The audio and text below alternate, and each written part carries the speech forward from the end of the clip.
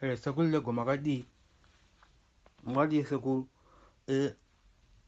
sekulu apa ndakumbira foni ka handiti handina foni cause nosaka ndatokumbira foni but ndangoti reka ndikumbire ndikusendera message sekulu message iripo moziva ndeyekuti chii moziva vana bamukuru baba Mike vaya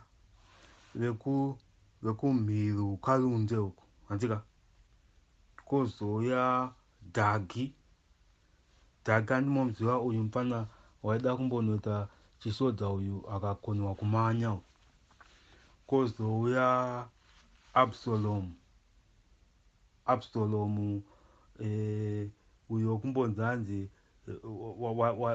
waifudza mombe dzekwa muvhangeri kozouya Ramios handika right Ramios kozouya futi uyu muzukuru womudhibhisi andimomuziva anonzani uyu Grimo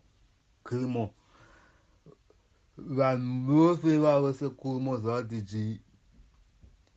ndovakunda vesekurita hlava vose kwai uningi unoridza hlava kupi ini ndazoone ko vanhu vaungana zvesekuru padhibha paya tichiridza hlava ini ndingazozooneka kuti ndekumberi kwavo kuseri kwekuseri kure ndakumbira foni rega tidzosere munhu foni yake hati hamudi kunditengera foni kule